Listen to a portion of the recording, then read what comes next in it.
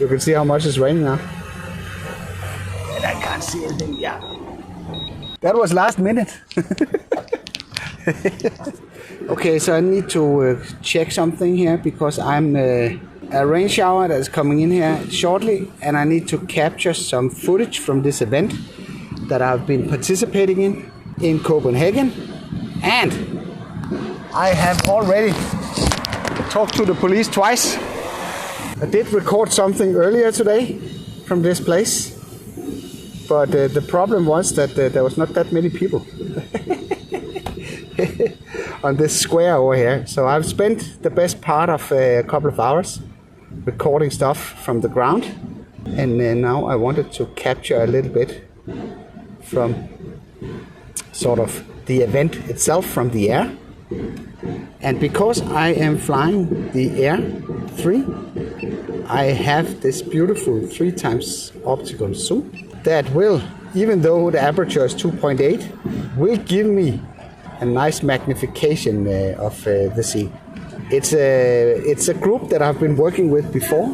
They asked me if I wanted to come here and help them film this event that they're doing as part of the culture night in Copenhagen. So they're basically putting out together with I don't know what it's called, a school that are producing these board games, these old-fashioned board games, and they are basically putting those out so people can come by and try it. It's very, very nice. There's music and there's free food, and yeah, it's been really a super event. So you see, this is the place. This is now it's starting to rain. See how long we can keep this up. I will need to go back now because it's raining cats and dogs now. But look at how bright the footage is actually. It's actually pretty cool. When it's pitch black outside. See, everybody is. They're running away now because it's raining. So let's get the drone back here. That's one thing that you need to go away from, is to use the 3x magnification when you're operating the drone, because that is not a good idea. So I'm parked down here.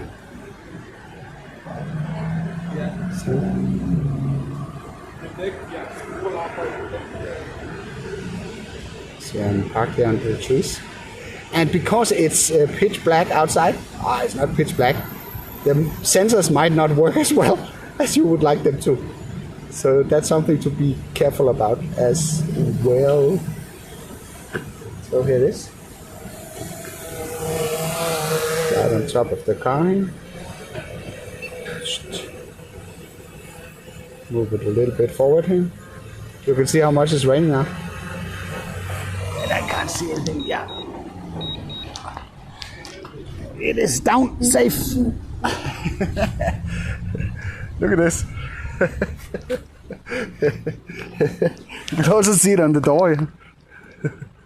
Whew, that was last minute. So, yeah. Okay, so I need to turn my cap when I'm filming with the ground camera. Otherwise I can't get into the viewfinder. I need to buy an external screen or something at some point to get hold of that. That was a very, very short night flight. But just to tell you what I did, the settings that I'm using is I basically put it in auto.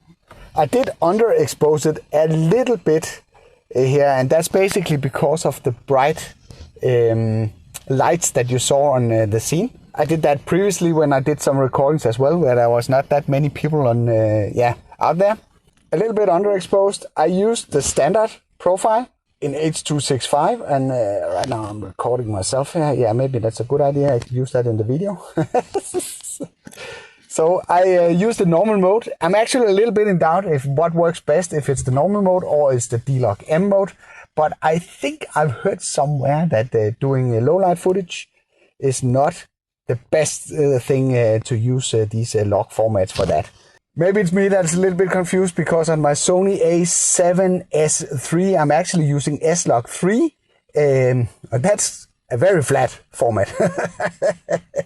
And that seems to be the best result if you kind of overexpose it, shoot it in this S-Log3, and then bring it down in post when you correct it with a LUT. It gives much better results. I hope that is true once I start editing the footage, but at least I've seen and tested it myself back home. Also, I have now invested in can you see that? No? Can't see that? Maybe okay.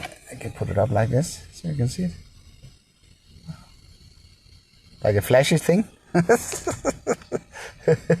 I put it back of the drone. So what actually happened here a little bit earlier was that, and unfortunately I didn't have anything recording when it happened, was that 2 police officers came and approached me and asked me if I was the guy flying the drone over this Jarmers Plads, it's called. Yes, that was me, and that's also what they have been told by the people that have hired me. So they were very, very nice. So they just wanted to see documentation and see that my drone certificate and all that stuff. So there was actually not any issues in that. It was clear that he didn't know the rules, one of the officers, because he asked me if I have asked permission by sort of the local, the town hall, if I could fly this event. And you don't need to do that. You just need to keep your way out of these no-fly zones. And when we're talking no-fly zones, there's actually something that's a little bit critical here, because the big hospital in Denmark that's called Rialdania is around 2.1 kilometers from here, and they have a helipad on the top of on top of the hospital. If you just have a A1, A3 drone certificate, you're not allowed to go closer than 2 kilometers towards this helipad. And that could have caused problems. But luckily I am an A2 certified pilot, so I'm allowed to go within 1 kilometers of the helipad and not 50 meters above the landing height of the helipad. And the helipad is 71 meters, and if you add 50 meters on top of that, that's 121 meters, and the legal limit in the city is 120. So that's absolutely no problem. So I could just fly around here, but not at any point was it necessary to go higher than 40 meters or so, because the scenery wouldn't allow me to do anything else from that. So that was a super exciting task. I hope I'll be able to show you the video from this task that I just did here. I promised to tell you what I did to capture this night footage, and I do 4K. That's the normal thing that you would do with a drone like this, but I also put it down to 25 frames per second. I've actually started to use 25 frames per second because this is the standard here in Europe where I live, and it's actually kind of stupid that I haven't done that before. It makes everything so much easier. Also because you have the 100 FPS slow motion capabilities of this drone. So that kind of divides into a factor 4, which is super nice. Another advantage is that you get a little bit more light per frame instead of using 30 frames per second by using 25. Because what I did in the first flight was actually to put it in Pro mode, and I went in here and I fixed the aperture, the shutter, to 1/50, the 180-degree shutter rule, and then I let the ISO take care of the rest. But that's basically the only thing you can do with this drone. If it's locked on 1/25, you might end up in a situation where you have too much motion blur, but because you are flying a drone that is high in the sky and not normally moving very fast, I might be able to pull it off because then you won't see the motion between the frames. The motion blur between the frames. Probably the problem with these recordings. Let's see how they look once I get back home. I will wrap everything up. I'll just dry this drone off.